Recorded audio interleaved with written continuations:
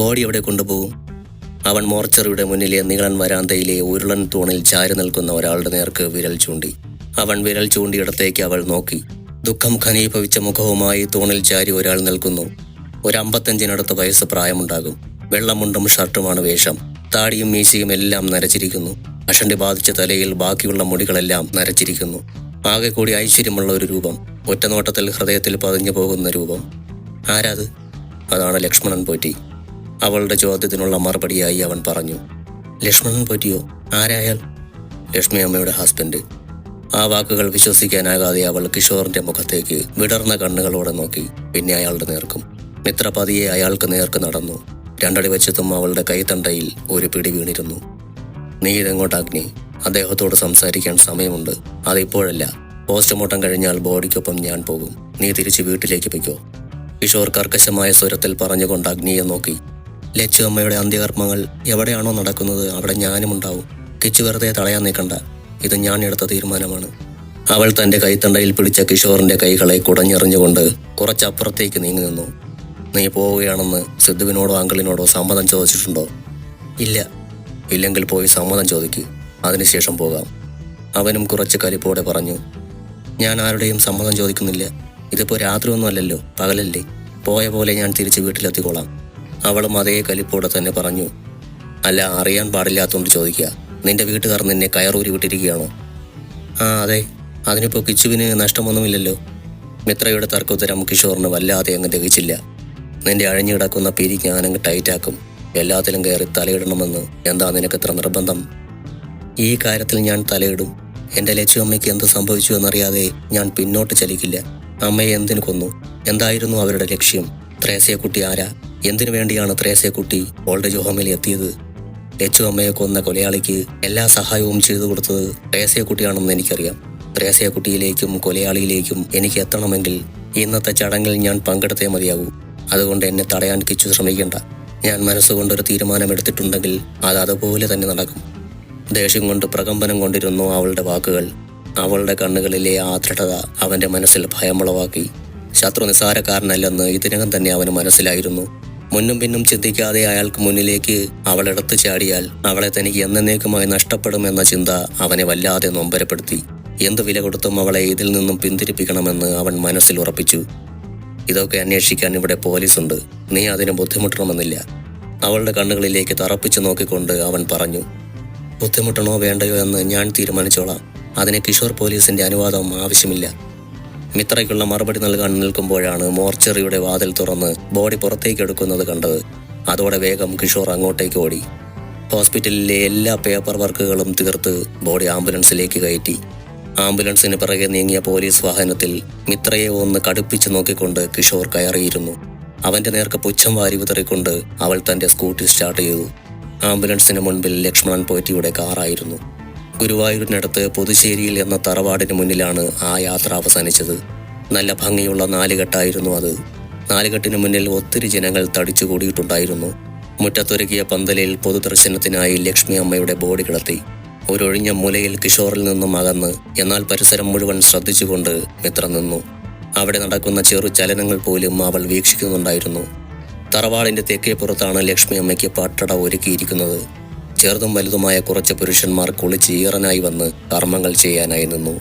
അതിൽ ഒരു 22 വയസ്സ് പ്രായം തോന്നിക്കുന്ന ചെറുപ്പക്കാരന്റെ കണ്ണുകൾ നിറഞ്ഞിരിക്കുന്നതും ചുണ്ടുകൾ വിറകൊള്ളുന്നതും മിത്ര സാഗൂതം ശ്രദ്ധിക്കുന്നുണ്ടായിരുന്നു. ലച്ചുവമ്മയെക്കുറിച്ച് ഇത്രമാത്രം വേദനിക്കാൻ ആരായിരിക്കും അത്? മകനായിരിക്കുമോ?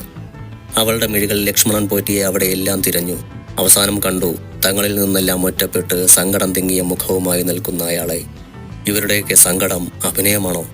യഥാർത്ഥത്തിൽ ഇവരൊക്കെ ലച്ചുവമ്മയെ സ്നേഹിക്കുന്നുണ്ടെങ്കിൽ എന്തുകൊണ്ടായിരിക്കും ലച്ചുവമ്മ ഒരു അനാഥയെ പോലെ ഓൾഡ് ഏജ് ഹോമിൽ താമസിച്ചത്?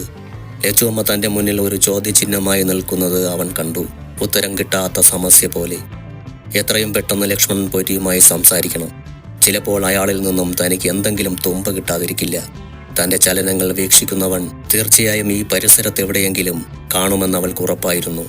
ആരും ശ്രദ്ധിക്കാത്ത ഒരിടത്ത് നിന്നുകൊണ്ട് തന്നെ ശ്രദ്ധിക്കുന്നുണ്ടാവും അയാൾ. തന്റെ ചലനങ്ങൾ അറിയുന്നുണ്ടാകും. പോലീസിന്റെ മൂക്കിൻ തുമ്പിൽ നിന്നുകൊണ്ടാണ് അയാൾ ഈ അരുംകൊല ചെയ്തിരിക്കുന്നത്. മിസ്റ്റർ എക്സ്, നീ എവിടെ ഒളിച്ചാലും നിന്നെ ഞാൻ കണ്ടുപിടിക്കും. ഇവിടെ നിന്നും ഞാൻ പടിയിറങ്ങുന്നതിന് മുൻപ് നിന്നിലേക്ക് വിരൽ ചൂണ്ടുന്ന എന്തെങ്കിലും എൻ്റെ ശ്രദ്ധയിൽപ്പെടാതിരിക്കില്ല. അങ്ങനെ ഒരു തെളിവ് നീ അറിയാതെ തന്നെ ഇവിടെ ഉപേക്ഷിച്ചു പോകും. നീ ഒന്നോർത്തോ, പേടിച്ചു മാറി നിൽക്കുന്നവളല്ല അഗ്നിമിത്ര. ജനിച്ചാൽ ഒരു ദിവസം മരിക്കണം. അത് ഞാനായാലും നീ ആയാലും ആ തത്വശാസ്ത്രത്തിന് മാറ്റമുണ്ടാകില്ല. അതുകൊണ്ട് തന്നെ മരണത്തെ ഭയവുമില്ല എനിക്ക്. നിന്റെ അടുത്തെത്താനുള്ള ചവിട്ടുപടിയായി ഈ മരണത്തെ കാണാനാണ് ഞാനിപ്പോൾ ഇഷ്ടപ്പെടുന്നത്. ബോഡി പട്ടടയിലേക്ക് എടുക്കാറായി. ഇനി ആരെങ്കിലും കാണാനുണ്ടോ? കർമ്മിയുടെ ശബ്ദമാണ് അവളെ ചിന്തയിൽ നിന്നും ഉണർത്തിയത്. ലച്ചുവമ്മയെ അവസാനമായി ഒരു നോക്ക് കാണുവാനായി അവൾ ആ ആൾക്കൂട്ടത്തിനിടയിലൂടെ തിക്കി തിരക്കി മുന്നിലേക്ക് ചെന്നു. ഇനിയൊരു കാഴ്ചയില്ലല്ലോ. ഈ ജന്മത്തെ കാഴ്ചകൾ എല്ലാം അവസാനിച്ചില്ലേ? ഒരിക്കലും മായാത്ത കുറച്ച് നിമിഷങ്ങൾ തനിക്ക് നൽകിയിട്ട് യാത്ര പറയാതെ പോകുന്ന ലച്ചുവമ്മയെ അവൾ സങ്കടത്തോടെ ഒന്ന് നോക്കി. എന്റെ ലച്ചുവമ്മയ്ക്ക് ഇങ്ങനെ ഒരു മരണം വിധിച്ചവനെ നിയമത്തിന്റെ കുരുക്കിൽ കുരുക്കും ഞാൻ. ഇത് ഞാൻ എന്റെ ലച്ചുവമ്മയ്ക്ക് തരുന്ന വാക്കാണ്. അത്രയും മനസ്സിൽ പറഞ്ഞുകൊണ്ട് അവൾ പതിയെ തിരിഞ്ഞു നടന്നു. വാ പോകാം. തൊട്ടടുത്തു നിന്നും കിഷോറിന്റെ സ്വരം കേട്ട് അവൾ മുഖമുയർത്തി അവനെ നോക്കി. സ്കൂട്ടിയുടെ കീ താ, ഞാൻ ഓടിക്കാം. അവൻ കീയ്ക്കായി അവളുടെ നേർക്ക് കൈനീട്ടി. കിച്ചു പൊയ്ക്കോളൂ, ഞാൻ വരുന്നില്ല. അവൻ പുരുകൻ ചുള്ളിച്ച് അവളെ ഒന്ന് നോക്കി. നീ വരുന്നില്ലെന്നോ? ഇവിടെ നിനക്ക് എന്താ കാര്യം? എൻ്റെ അമ്മയുടെ തറവാട് ഇവിടെ അടുത്താണെന്ന് കിച്ചുവിനറിയില്ലേ? ഞാനൊന്ന് മുത്തശ്ശിയുടെ അടുത്തേക്ക് പോവാ. അത് കേട്ടതും അവൻ്റെ മുഖം ദേഷ്യം കൊണ്ട് ചുവന്നു. അഗ്നി, നീ വെറുതെ കളിക്കാൻ നിൽക്കല്ലേ. മുല്ലശ്ശേരിക്ക് ഇവിടെ നിന്നും കുറച്ച് ദൂരമുണ്ട്. കിച്ചു എന്തിനാ ടെൻഷൻ അടിക്കുന്നത്? ഞാൻ എൻ്റെ അമ്മയുടെ തറവാട്ടിലേക്ക് ആദ്യമായിട്ടൊന്നും അല്ലല്ലോ പോകുന്നത്. എനിക്ക് 2 ദിവസം മുത്തശ്ശിയുടെ കൂടെ നിൽക്കണം. അച്ഛനോടും ഏട്ടനോടും ഞാൻ വിളിച്ചു പറഞ്ഞോളാം. കിച്ചു ഒരു നിമിഷം നിശബ്ദത പാലിച്ചു. അവൾക്കറിയാം അവൻ ദേഷ്യം കടിച്ചമർത്തുകയാണെന്ന്. അഗ്നി, കുറച്ചെങ്കിലും എന്നെ അനുസരിക്കാൻ നിനക്ക് കഴിയുന്നില്ലെങ്കിൽ അതിനർത്ഥം നമ്മുടെ യാത്ര 2 ധ്രുവങ്ങളിലേക്കാണെന്നാണ്. അവനെ കണ്ടുപിടിക്കാൻ എൻ്റെ കൂടെ ഉണ്ടായിരിക്കുമെന്ന് വാക്ക് തന്നവനാണ് നീ, അല്ലേ കിച്ചു? എന്നിട്ടപ്പോൾ നീ എന്നെ പിന്നിലേക്ക് വലിക്കുന്നത് എന്തിനാ? ഈ യാത്ര തുടരാൻ അവളെ അനുവദിച്ചാൽ എന്നേക്കുമായി അവളെ തനിക്ക് നഷ്ടപ്പെടുമെന്ന് തൻ്റെ മനസ്സിൽ തോന്നി തുടങ്ങിയ കാര്യം അവളോട് എങ്ങനെയാണ് താൻ പറയുക? കിച്ചു, നീ ടെൻഷൻ അടിക്കല്ലേ. ഇന്നിനി വീട്ടിൽ പോയാൽ എൻ്റെ മനസ്സിൽ ഒരു സ്വസ്ഥതയും ഉണ്ടാവില്ല. അതുകൊണ്ടാണ് എനിക്ക് മുത്തശ്ശിയുടെ അടുത്ത് പോകണമെന്ന് തോന്നിയത്. എന്നെ മുല്ലശ്ശേരിയിൽ നീ തന്നെ ഉണ്ടാക്കി തന്നു. എന്നിട്ട് എൻ്റെ സ്കൂട്ടിയും എടുത്ത് നീ പൊയ്ക്കോ. 2 ദിവസം കഴിഞ്ഞ് ഞാൻ ഏട്ടനെ വിളിച്ചോളാം. ഈ 2 ദിവസവും ഞാൻ പുറത്തിറങ്ങി ലഭിച്ചു, സത്യം. അവൻ്റെ ടെൻഷൻ നിറഞ്ഞ മുഖം കണ്ടതും അവനെ അനുനയിപ്പിക്കാനെന്നോണം അവൾ പറഞ്ഞു. ശരി വാ. അവളുടെ കയ്യിൽ നിന്നും കീ വാങ്ങിയെടുത്തുകൊണ്ട് കിഷോർ മുന്നിൽ നടന്നു. അവന് പിന്നാലെ നടന്നതും അവൾ ഒന്ന് തിരിഞ്ഞു നോക്കി. തെക്കേപ്പറമ്പിൽ പട്ടടയിലെത്തി ആളിക്കത്തുന്നുണ്ട്. ലച്ചുവമ്മയുടെ ശരീരത്തെയും അഗ്നി കാർന്നു തിന്നാൻ തുടങ്ങിയിട്ടുണ്ടാവുമെന്ന് അവൾ മനസ്സിലോർത്തു. അഗ്നിനാളങ്ങളിൽ നിന്നും മിഴികൾ പറിക്കവേ പെട്ടെന്നൊരു പരിചിത മുഖം അവളുടെ മിഴികളിൽ ഉടക്കി. സംശയ നിവാരണം എന്നോണം അവൾ ആ മുഖത്തേക്ക് ഒന്നുകൂടെ നോക്കി. ആനന്ദ് സാർ, ആനന്ദ് ഗംഗാധർ. അവളുടെ കാലുകൾ മണ്ണിൽ ഉറഞ്ഞതുപോലെ നിശ്ചലമായി. അവൾ തിരിഞ്ഞ് മുന്നേ പോകുന്ന കിഷോറിനെ നോക്കി. പിന്നിൽ മിത്രയുണ്ട് എന്ന ഭാവത്തിൽ അവൻ മുന്നോട്ട് നടക്കുകയാണ്. മിത്രയ്ക്ക് മുൻപോട്ട് ചലിക്കാൻ കഴിഞ്ഞില്ല എന്നതാണ് സത്യം. അവൾ ആനന്ദ് ഗംഗാധർ നിൽക്കുന്നിടത്തേക്ക് തിരിഞ്ഞു നടന്നു. ആൾക്കൂട്ടത്തിനിടയിലൂടെ അയാൾ നിന്നിടത്തെത്തി അവൾ. എന്നാൽ അപ്പോൾ ആനന്ദ് ഗംഗാധർ നിൽക്കുന്നിടം ശൂന്യമായിരുന്നു. ഇവിടെയാണല്ലോ നിന്നിരുന്നത്. ഇത്ര വേഗം എവിടെ പോയി? നിന്നിടത്തു നിന്ന് തിരിഞ്ഞുകൊണ്ട് അവിടെയുള്ള ഓരോ മുഖങ്ങളിലേക്കും മിഴിയോടിച്ചു. നിരാശയായിരുന്നു ഫലം. ഭൂതപ്രേതാദികൾ ഒന്നുമല്ലല്ലോ നിമിഷനേരം കൊണ്ട് ആവിയായി പോകാൻ. അവൾക്ക് ഒരേ സമയം ദേഷ്യവും സങ്കടവും വന്നു. എന്താ കുട്ടി, ആരെയാ തിരിയുന്നത്? അവൾ ചോദ്യം കേട്ട ഇടത്തേക്ക് നോക്കി. ഖദർ ഷർട്ടും മുണ്ടും ധരിച്ച 40-ന് മേൽ പ്രായം തോന്നിക്കുന്ന ആജാനബാഹുവായ ഒരാൾ. ക്ലീൻ ഷേവ് ചെയ്ത മുഖം ഹിന്ദി സിനിമ നടന്മാരെ ഓർമ്മിപ്പിച്ചു. ചോദിച്ചത് കേട്ടില്ലേ? കുട്ടി ആരെയാ തിരിയുന്നത്? വീണ്ടും അയാളുടെ ചോദ്യം വന്നപ്പോൾ അവൾ അയാളുടെ നേർക്ക് തലയുയർത്തി. ഞാനിവിടെ എൻ്റെ സാറിനെ കണ്ടിരുന്നു, ആനന്ദ് ഗംഗാധർ. ഇവിടെയാണ് സാർ നിന്നിരുന്നത്. എന്നാലിപ്പോ... ഓ, അനിയേട്ടനായിരുന്നു. കുറച്ചു നേരത്തെ ഞാനും ഇവിടെ കണ്ടിരുന്നു. കാര്യങ്ങളുടെ കിടപ്പുവശം വെച്ച് പുള്ളി ഇവിടെ വല്ലാണ്ട് നിൽക്കാൻ സാധ്യതയില്ല. അതെന്താണെന്ന് ചോദിച്ചാൽ അതങ്ങനെയാണ്. ലക്ഷ്മിയുടെ ഭർത്താവ് ലക്ഷ്മണൻ പോറ്റി ഏട്ടനെ കണ്ടാൽ ഇവിടെ ഒരു കുരുതിക്കളമാകും. അല്ല, ഇതൊക്കെ ഇപ്പോഴെന്തിനാ ഞാൻ കുട്ടിയോട് പറയുന്നത്? ഇതൊക്കെ ഞങ്ങളുടെ കുടുംബകാര്യങ്ങളല്ലേ. ഉരുകി വലിച്ചു നിന്ന വേനൽ ചൂടിലേക്ക് ഒരു ചെറു ജലകണിക വീണ അവസ്ഥയായിരുന്നു അന്നേരം മിത്രയുടെ മനസ്സ്. ആനന്ദ് സാർ നിങ്ങളുടെ ഏട്ടനാണോ? സാറിന് സഹോദരന്മാരില്ലെന്നാണല്ലോ ഞാൻ അറിഞ്ഞത്. ഇന്ന് മരിച്ച ലച്ചുവമ്മയും സാറും തമ്മിൽ എന്താ ബന്ധം? അത് കേട്ട് അയാൾ ഒന്ന് മന്ദഹസിച്ചു. ഒത്തിരി ചോദ്യങ്ങളുണ്ടല്ലോ, ഓരോന്നായി ചോദിച്ചാലല്ലേ എനിക്കും പറയാൻ സൗകര്യമുണ്ടാവൂ.